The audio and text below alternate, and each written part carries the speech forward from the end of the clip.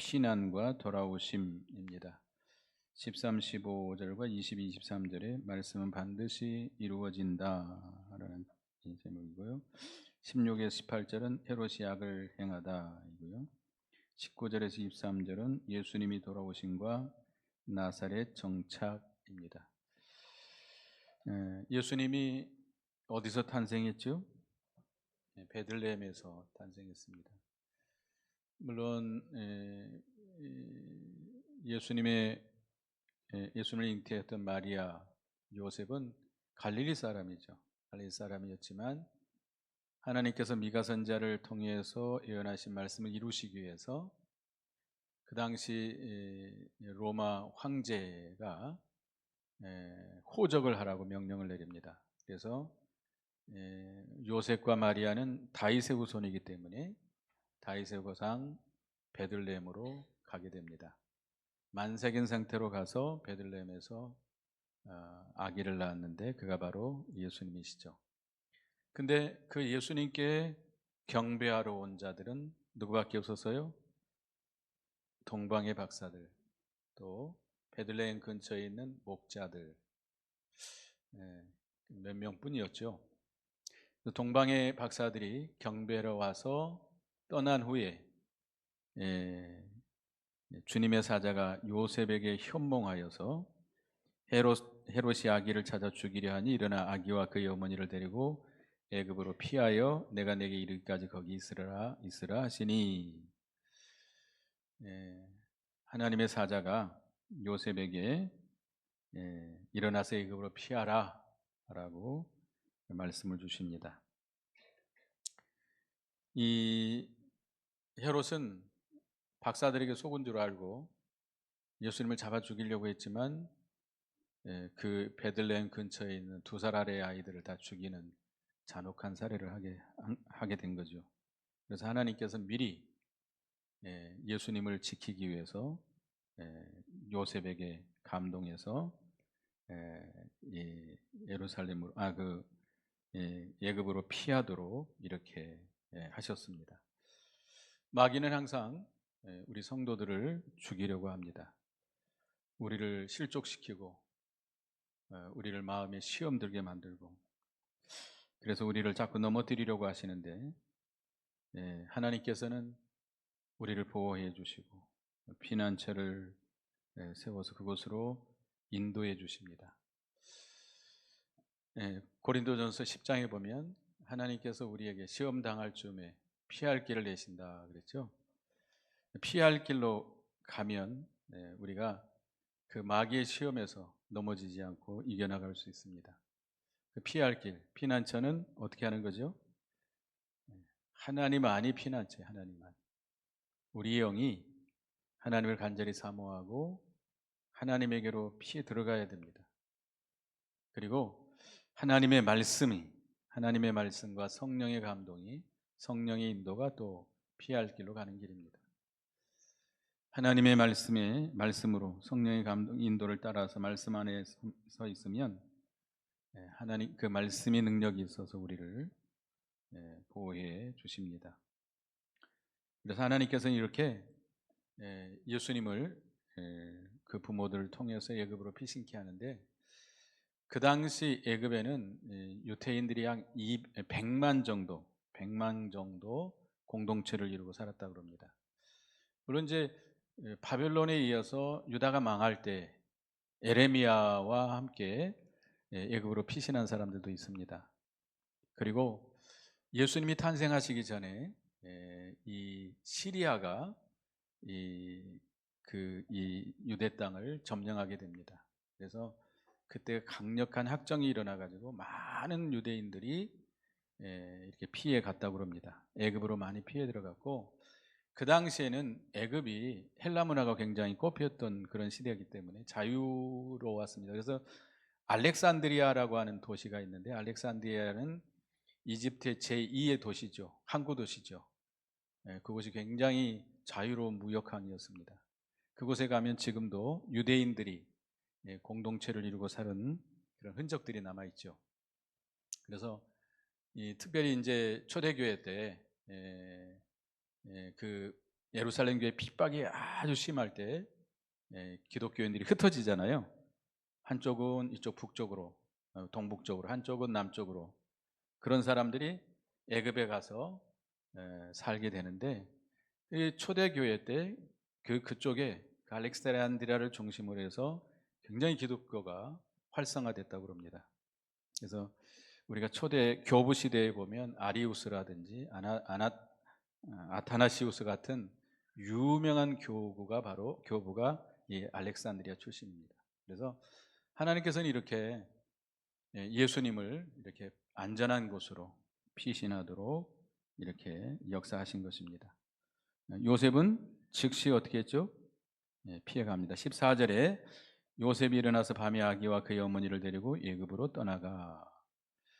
요셉은 즉시 순종하죠. 요셉이 애굽으로 내려갈 만한 사정이 되나요? 어렵죠. 지금 마리아는 잉태된 만삭이 돼가지고 베들레헴에 와가지고 방도 구하지 못하게 밖에서 아기를 낳아가지고 그런 상태입니다. 뭐 몸조리가 어디 있습니까? 씻지도 못하고 그런 상태에서 또 어디로 가라 그래요? 애굽으로 가라 그럽니다. 참 어려운 상황이죠. 애굽으로 가라 그럴 때 요셉은 어떻게 했어요? 즉시 순종했습니다. 즉시. 나 못 갑니다. 아이고 지금 이 갓난아기 이 산모를 데리고 가다간 죽을 수 있습니다. 그렇게 핑계대지 않았습니다. 하나님께 맡기고 간 거예요. 그냥 하고 간 거예요. 뭐 저희들의 예를 들어 죄송합니다만은 저희들이 신학교 졸업하고 그 당시에는 총회에서 어디로 가 그러면 무조건 가야 됩니다. 핑계를 댈 수가 없어요. 뭐 그 당시는 뭐 저 지방으로 제주도로 뭐 가라면 무조건 가야 돼.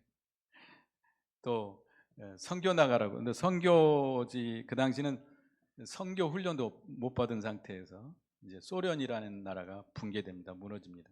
그러니까 급하게 빨리 가서 복음을 전해야 되니까 그냥 가라는 거예요. 뭐 어떻게 해야 되죠? 못 가겠습니다. 다른 사람 보내주십시오. 그냥 이해하는 거죠. 뭐 그냥 요셉이 이해하고 순종했기 때문에 하나님의 보호를 받을 수 있었던 겁니다. 순종하지 않으면 어떻게 되죠? 안 되죠. 물론 하나님께서는 예수님을 보호하기 위해서 믿음이 좋은 요셉과 믿음이 좋은 마리아를 준비해서 예수님을 탄생케 했습니다만은 그런 믿음이 있는 요셉이었기 때문에 즉시 순종해서 내려간 겁니다. 그래서 요셉이 애굽에 가서 머물게 되는데 호세아 선지자 예언대로 이루어진 것이다 그랬습니다. 여기 15절에 보면 헤롯이 죽기까지 거기 있으니 이는 주께서 선지자를 통해서 말씀하신 바 애굽으로부터 내 아들을 불렀다함을 이루러 하심이라. 이 선지자는 누구죠? 호세아 선지. 호세아 11장 1절. 호세아서 11장 1절.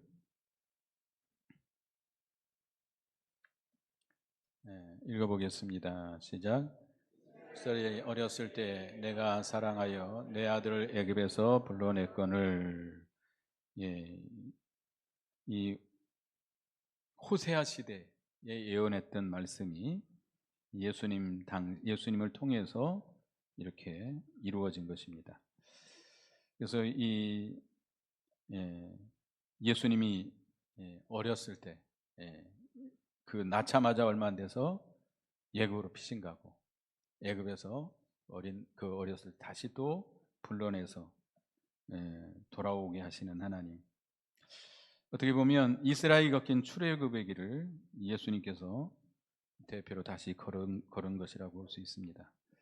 그래서 예수님은 참 이스라엘이요 하나님의 백성을 대표하신 분이기 때문에 오래전에 약속했던 호세아 선지자를 약속했던 그 말씀 그대로 순종의 그 말씀을 이루신 것이죠. 그래서 그를 나사렛 사람이다. 마지막 절이고 23절 읽어보겠습니다. 시작. 나사렛이란 동네에 가서 사니 이는 선지자로 하신 말씀에 나사렛 사람이라 칭하리라 하신 말씀을 이루라 하심이라. 기억하고 밑에 보면 이사야 11장 1절 그렇게 표현하고 있죠. 이사야 11장 1절을 보겠습니다. 이사야서 11장 1절 읽어보겠습니다. 시작. 이새 줄기에서 한 싹이 나며 그 뿌리에서 한 가지가 나서 결실할 것이요. 이사야 11장은 누구를 예언한 장이죠? 그리스도 메시아가 나실 것을 예언한 장입니다. 이 이새의 줄기라고 이새의 후손 가운데서 한 싹, 또 한 가지, 이거는 바로 그리스도를 상징하는데요. 근데 왜 나사렛이라는 말이 여기 있는가? 나사렛이라 칭함을 이루리라. 구약 성경에 나사렛이라 칭하리라라고 하는 말씀이 있어요, 없어요? 없어요. 근데 왜 나사렛이라 칭함을 이루려 함이라 그랬을까? 이 나사렛이라는 말은 히브리어인데요. 네체르라고 하는 히브리 말에서 나온 단어라고 합니다. 이 네체르라는 말은 싹, 어린 순 그런 뜻입니다. 그러니까 이 이사야 11장 1절에 이 이새의 줄기에서 한 싹이 나며라고 할 때 그 싹, 그런 의미에서 그 니치레에서 나사렛이라는 말이 나온 겁니다. 그래서 예수님은 이렇게 어린 순처럼 예수님이 이 땅에 오셔서 구원 역사를 이루실 때에 아주 연한 순처럼, 연한 뿌리처럼 아주 미약하게 시작한다는 거죠. 그러니까 이 하나님의 생명의 역사는 이렇게 처음에는 아주 보잘것없이 아주 미약한 가운데서 시작됩니다. 그러니까 하나님의 생명의 역사를 무시하면 안 돼요. 막 세상 정치인들이 하는 것처럼, 사업하는 것처럼 막 크게 뭐 빵빠레를 울리고 막 대중 집회를 열고 이렇게 시작되는 게 아닙니다. 하나님의 구원 역사는 이렇게 한 사람, 한두 사람, 그들의 심히 미약하지만 그들의 겸손함과 믿음으로부터 시작돼서 큰 역사가 이루어지게 되는 것이죠. 이사야 53장 2절에도 보면 그는 주 앞에서 자라나기를 연한 순 같고 마른 땅에서 나온 뿌리 같아서 고운 모양도 없고 풍채도 없은즉 우리가 보기에 흠모할 만한 아름다운 것이 없도다. 이사야 53장에도 누구를 예언한 말씀이죠? 메시아 그리스도를 예언한 말씀이잖아요. 그가 날 때 연한 순 같고 마른 땅에 사는 줄기 같아서 고운 모양도 없고 풍채도 없어가지고 멸시를 하고 무시를 받은 거예요.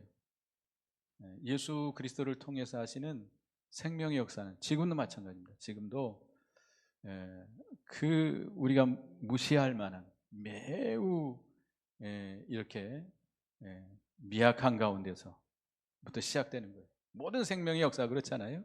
예수님이 하시는 생명의 역사는 그렇다는 겁니다. 그래서 본문으로 들어 16절에 보면 이에 헤롯이 박사들에게 속은 줄 알고 심히 노하여 사람을 보내어 베들레헴과 그 모든 지경 안에 있는 사내 아이를 박사들에게 자세히 알아본 때를 기준하여 2살부터 그 아래로 다 죽이니. 참 잔인한 학살이 이루어진 거죠. 지금 이란에서 1000명이 넘는 사람이 시위를 하다가 총에 맞아 죽었다고 합니다. 하메네이인가 그 사람이 공식적으로 인정을 했어요. 1000명 이상이 죽었다. 근데 누구 때문에 죽었다? 미국 트럼프 때문에 죽었다. 트럼프가 꼬드겨가지고 이렇게 죽은 거다. 이렇게 말하고 있다고 합니다. 근데 참 자기의 어떤 정권을 유지하기 위해서 이 헤롯도 마찬가지죠. 장기의 왕의 자리가 다른 왕이 태어났으니까 유대 사람이 더군다나 자기의 자리가 위태롭잖아요. 그래 왕위를 잃을까봐 두려워해가지고 베들레헴 그 지경 2살 아래 사내 아이를 다 죽이죠. 사내 아이죠. 여자 아이들은 죽이지 않았어요. 사내 아이들만 다 죽이게 됩니다. 몇 명인지는 알 수 없지만 이렇게 잔혹하게 죽이게 됩니다. 그러니까 이 인간의 잔혹함이 하나님의 구원 계획을 꺾으려 하지만 꺾지 못한다는 것이죠. 그래서 여기 에레미야 선지자를 통해서 하신 말씀이 이룬 것이다.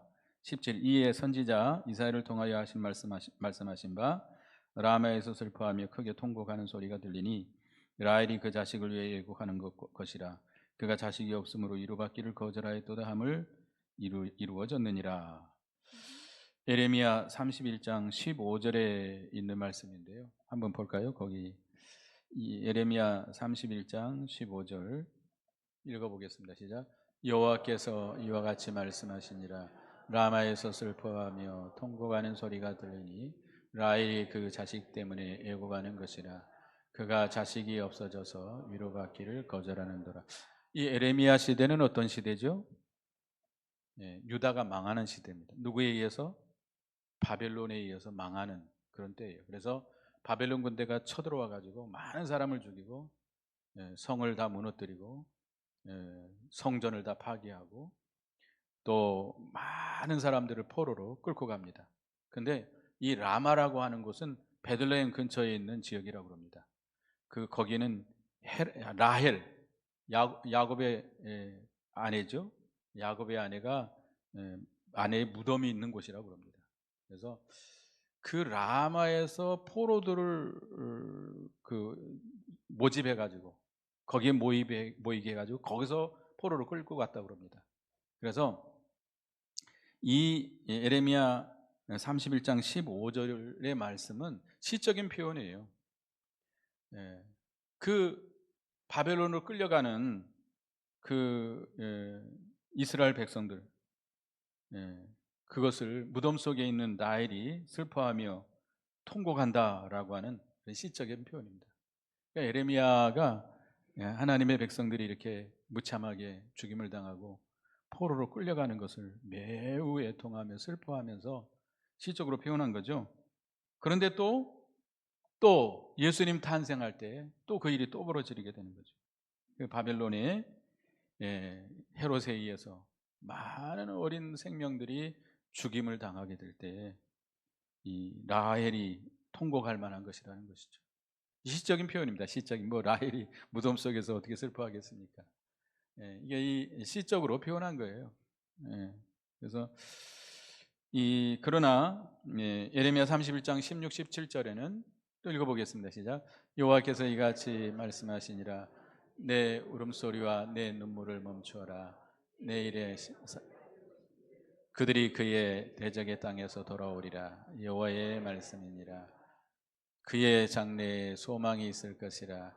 너의 자녀가 자기들의 지경으로 돌아오리라. 여호와의 말씀이니라. 이렇게 포로로 끌려감으로 매우 슬퍼하고 통곡하지만 예레미야 선지자를 통해서 하나님께서 장래의 소망을 약속하고 있습니다. 다시 돌아오게 하리라.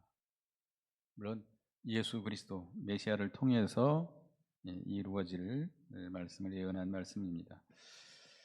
이렇게 하나님께서는 예수님의 탄생, 예수님께서 또 애굽으로 내려가고 애굽에서 올라오고 이 모든 과정이 뭐대로 이루어지는 거예요? 하나님 말씀대로, 하나님이 예언하신 말씀대로 이루어가는 것입니다. 그러니까 예수님은 이 땅에 오실 때부터 이렇게 말씀을 이루시는 거예요. 말씀을 성취하시는 거예요. 그 걸음이. 그래서 이렇게 그 말씀을 이루셨는데, 그래서 19절에 보면 헤롯이 죽은 후에 그의 주의 사자가 애굽에서 요셉에게 현명하 이르되 일어나 아기와 그 어머니를 데리고 이스라엘 땅으로 가라. 아기의 목숨을 찾던 자들이 죽었느니라 하시니, 헤롯이 죽었습니다. 헤롯이 잔혹한 학살을 한 후에 하나님이 그를 징계해 가지고 몸에 병이 들어 죽습니다. 심판하신 거죠, 하나님께서. 이런 자기의 명예욕 때문에 이렇게 아무 죄가 없는 그 갓난 아이들이 무슨 죄가 있습니까? 갓난 아이들을 이렇게 죽였는데 하나님께서 그를 쳐서 악한 병이 들어서 죽게 만듭니다. 그래서 그 AD 4년이라고 하는데 아마 예수님 바로 그 4년이라는 숫자가 AD하고 BC 그 사이에 4년이라는 게 그 역사자들의 착각에 의해서 4년의 그 골이 생기죠. 4년이라고 하면 예수님 태어난 해를 가리킨다고 볼 수 있습니다. 그래서 곧바로 죽게 돼요, 헤롯이. 그래서 애굽으로 내려갔다가 얼마 안 돼서 다시 하나님께서 요셉을 현봉해서 이스라엘로 돌아오게 합니다. 하나님은 이렇게 세밀하게 인도해 주시는 하나님이시죠. 그래서 우리는 어떤 일을 당하든지 두려워하지 말고 하나님의 인도를 잘 따라가야 됩니다. 뭐 간지 얼마 안 됐는데 다시 또 올라와라. 그래도 어떻게 해야 돼요? 순종하고 올라와야 돼요. 그래야 살 길이 열리고 하나님께서 형통하게 하시고 복을 주십니다. 아, 내가 이제 간지 얼마 안 됐는데 또 올라가라 그럽니까?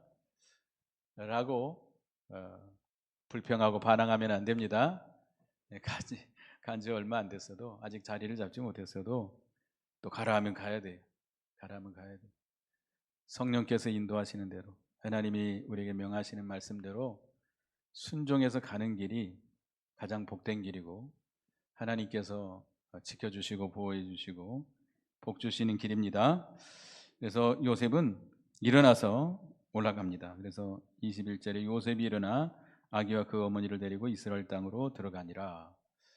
애굽에서 이스라엘 땅으로 돌아옵니다.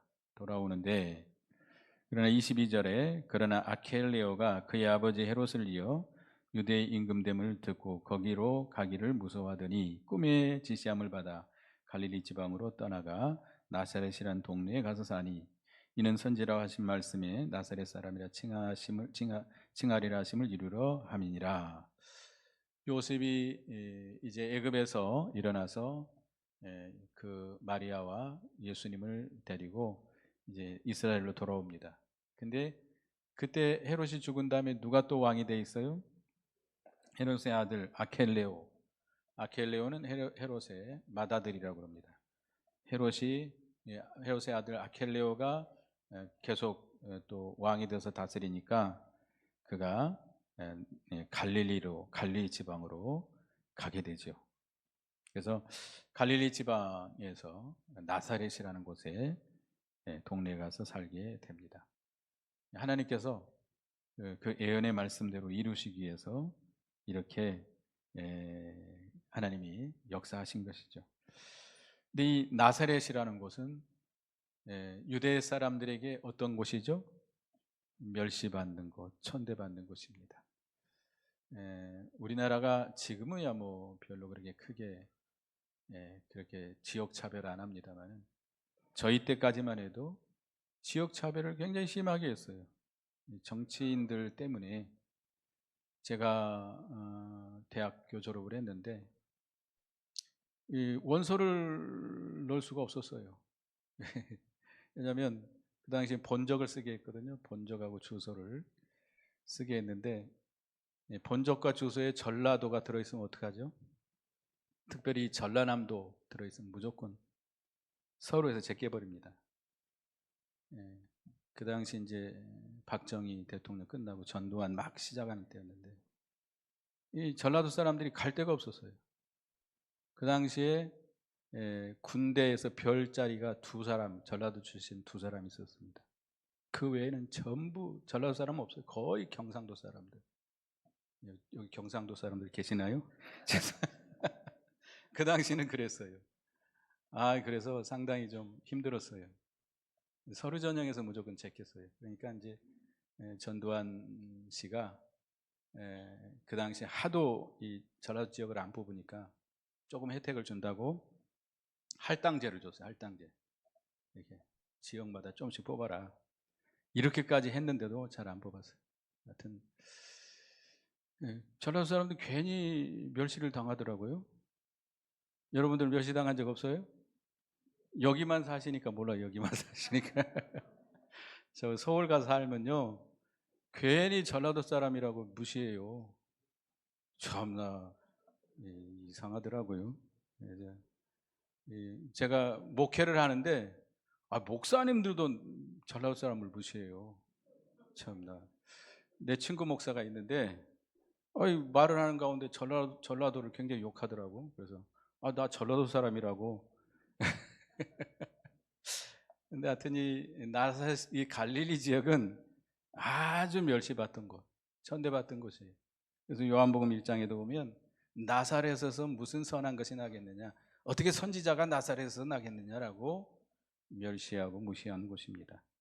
그러나 하나님은 그런 멸시받는 곳에서부터 뭐가 시작되게 했어요? 구원 역사가 시작되게 했습니다. 그래서 이 스불론 땅, 납달리 땅, 그 갈릴리 지역이거든요. 거기도 그 멸시받고 천대받는 지역, 그들이 예수 그리스도를 믿음으로 말미암아 그들에게 밝은 빛이 비춰지게 된 거죠. 그래서 우리가 뭐 멸시받고 천대받는다고 불평하지 말고 누구를 모시고 살면 그게 영광스러운 것이 돼요? 예수 그리스도를 모시고 살면 영광스러운 것이 됩니다. 사람들이 우리 뭐 알아주지 않아도 상관없습니다. 우리를 뭐 욕하고 멸시해도 전라도 출신이라고 죄송합니다. 멸시한다 할지라도 군대 가서도 괜히 멸시당했어요. 그 당시 이제 이 광주 민주화 운동 일어난 지 얼마 안 됐거든요. 근데 전라도 출신이라고 괜히 그랬는데 하여튼간에 그 멸시받는 나라마다 그런 곳이 있어요. 나라마다 그 지역을 차별하는 그런 나라들이 많습니다. 미국도 마찬가지고 다 그런다 그럽니다. 이 지역을 이렇게 무시하고 하는데요. 그러나 우리는 이 세상은 평등하지 못합니다. 우리가 멸시도 받을 수 있고 천대도 받을 수 있고, 하지만 누구 안에는 멸시가 없어요? 예수님 안에는 멸시가 없습니다. 예수님의 구원 역사를 이루어 나가시는 데는 절대 멸시가 없어요. 거기는 차별이 없어요. 그래서 예수 안에서 우리가 주님을 모시고 우리가 항상 평강을 누리는 우리가 돼야 되겠습니다. 그래서 하여튼 예수님이 이렇게 나시자마자 애굽으로 피난했다가 돌아오신 얼마나 좀 고생이었겠어요. 그 갓난 아이인데 0살이 우리나라 나이로 1살이죠. 1살. 그 핏덩어리를 그 당시 부자도 아니었잖아요. 요셉과 마리아는 부자도 아니었기 때문에 아마 걸어서 갔을 거예요. 걸어서 애굽으로 걸어서 갔다가 걸어서 또 돌아오고 얼마나 힘들었겠어요. 옛날에 이북에서 전쟁이 일어나서 피신해 오다가 제가 아는 분의 이야기를 들었는데 자기는 이제 그때 뭐 한 10살 정도 이렇게 됐고 자기 막내 동생이 갓난아기였대요. 근데 엄마가 이제 들쳐오고 이북에서 이렇게 피신을 내려오는데 대동강 내려서 조금 더 내려오는데 애가 숨을 안 쉬더래요. 그러니까 지금 빨리 이제 저쪽에서는 막 이 공산당들이 내려오고 그러니까 할 수 없이 옆에 모래밭에다가 그냥 자기 동생을 묻고 이렇게 내려왔다 그럽니다. 그러니까 뭐 잘 먹지도 못하죠. 또 막 빨빨 피신해야 되죠. 언제 뭐 울 기력도 없고 울 형편도 안 되고 그냥 그 아기 그냥 묻고 그냥 내려왔다 그래요. 실제로 우리 그 집사님 그 당시 집사님이 하신 말씀이에요. 그러니까 이 예수님도 낳자마자 뭐 마리아는 몸조리도 못하고 그 아이를 안고 애굽으로 내려가서 다시 또 올라와야 되니 얼마나 고난의 길이겠어요. 뭐 아이는 말도 못하잖아요. 얼마나 힘들었겠어요. 이 예수님은 이렇게 태어나시면서부터 고난의 길을 걸어가셨습니다. 우리 때문에 이 고난의 길 마지막까지 십자가의 고난의 길을 걸어가신 주님의 은혜를 우리가 기억하고 그 고난에 우리도 동참해야 되겠습니다. 기도하겠습니다. 하나님, 예수님이 태어나자마자 또 애굽으로 내려가고 다시 또 이스라엘로 돌아오는 이 고난의 여정을 하나님께서 걷게 하셨습니다. 물론 헤롯이 죽이려고 했기 때문에 하나님께서 이렇게 피해 가게 했지만 그는 이렇게 하늘 보좌 영광 다 내놓으시고 이렇게 고난받는 자리로 내려오셨고 고난의 길을 걷기 시작했습니다. 순전히 우리의 죄를 대속하시고 우리에게 구원의 은혜를 베풀어 주시기 위해서 이 고난의 길을 걸어가셨는데 우리는 주님의 그 고난을 기억하고 우리도 그 은혜 감사하고 그 고난에 동참하는 저희가 되게 해 주시옵소서. 예수님의 이름으로 기도드리옵나이다. 아멘.